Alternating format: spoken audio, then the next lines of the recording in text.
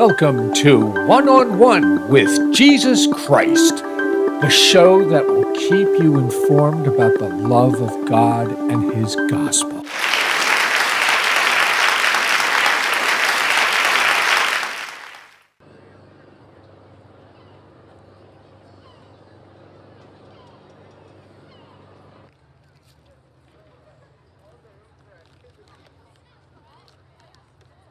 È la prima volta che si cita proprio il tema benedizioni collegato al tema coppie dello stesso sesso, quindi è un cambiamento importante, quindi si prende coscienza del fatto che ci sono coppie dello stesso sesso e che queste coppie dello stesso sesso possono essere benedette. This is a bulletin. The Vatican issued a document that lays out the conditions for what such blessings can be. It stresses that the blessings must be non-liturgical in nature and should not be conferred at the same time as a civil. It states that people in irregular unions, gay or straight, are in a state of sin, but it said that Da un lato si cita correttamente il termine coppie dello stesso sesso, dall'altro si utilizza coppie irregolari.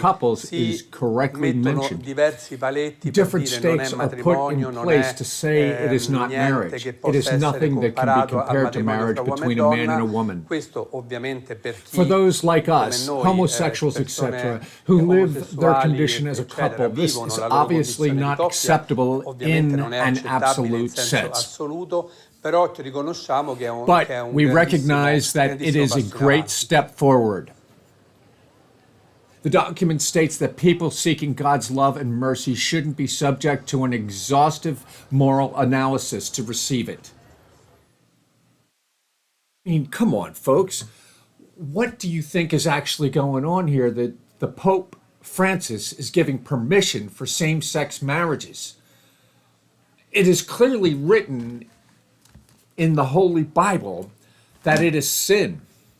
There are things that I would like to read to you that says about false prophets. It says in religion, a false prophet is a person who falsely claims the gift of prophecy or divine inspiration, or to speak for God, or who makes such claims for evil ends. Often, someone who is considered a true prophet by some people is simultaneously considered a false prophet. By others, even within the same religion as that espoused by the prophet in question. In a wider sense, a false prophet is anyone who, without having it, claims a special connection to a deity and sets him or herself up as a source of spirituality, as an authority, preacher, or teacher. Analogously, the term sometimes occurs outside the context of religion to characterize someone who fervently promotes a theory that the speaker thinks is false. Do you know any false prophets?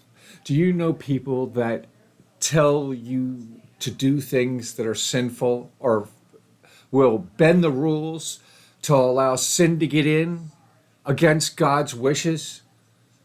Do you know people like that? Well, I'm saying that Pope Francis is making same-sex marriages legal in the church, even though there's the same-sex homosexuals, lesbians would like this and think this is great. In the Bible, it is clearly sin. And this is accepting of sin in order to bring people in to tithe, make offerings, whatever, to expand the size, to accept more people so that they can accept the Catholicism, Pope Francis and all his priests, cardinals, and everything that goes along with it. I ask you to take a look at what the Bible says about false preachers. 2 Corinthians 11:13 through 15 reads, "For such men are false apostles, deceitful workmen, disguising themselves as apostles of Christ. And no wonder, for even Satan disguises himself as an angel of light. So it is no surprise if his servants also disguise themselves as servants of righteousness. Their end will correspond to their deeds. 2 Peter 2, 1 through 3.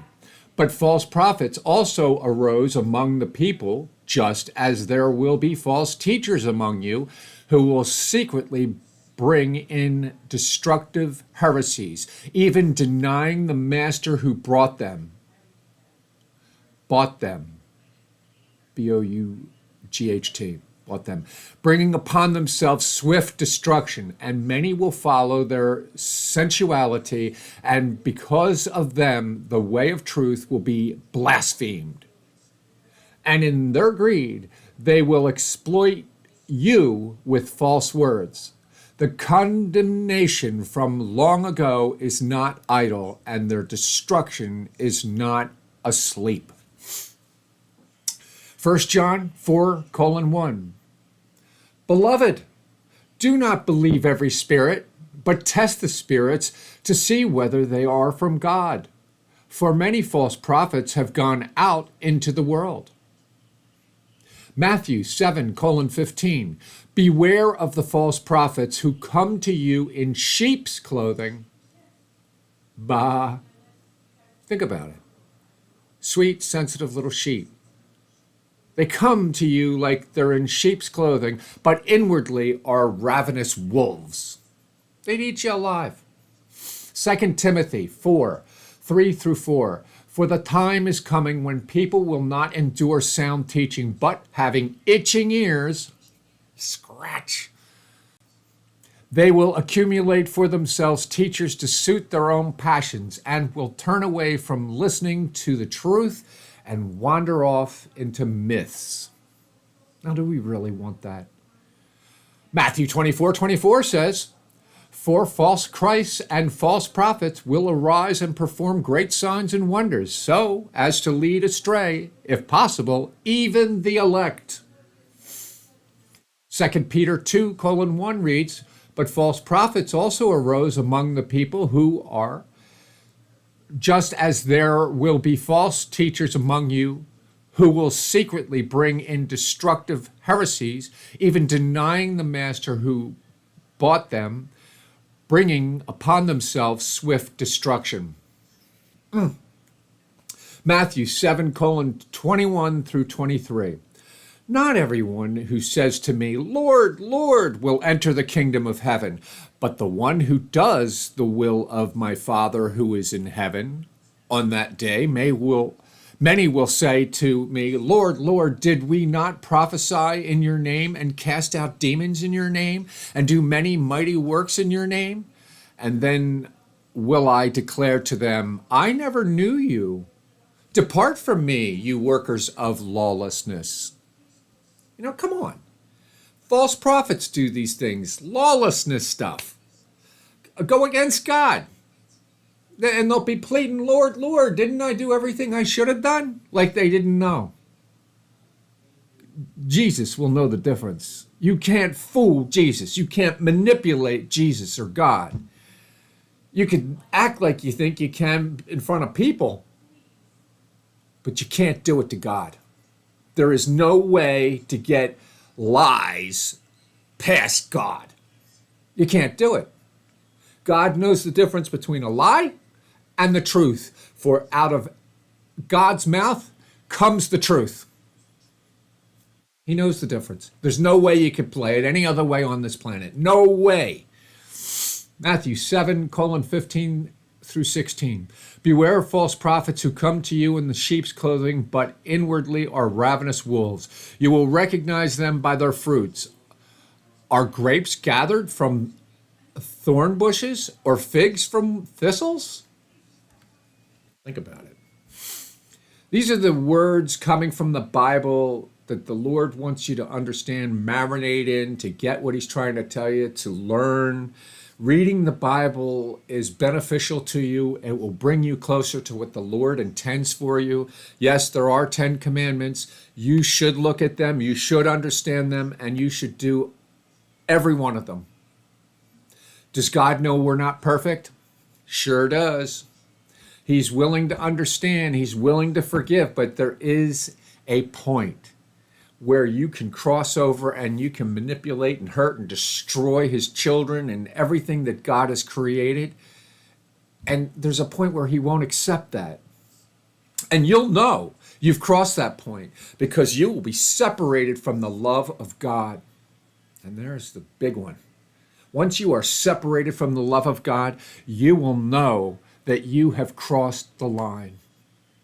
I hope you can come back. I hope you can ask for forgiveness. I hope the Lord will send you a rope and allow you to find your way back. But it'll require work like everything else does in this life. Prove to yourself and prove to God that you really want to know him and that you really want to live his way of life that he has instructed us to live. Make those choices that make a huge difference in the world. You've got to.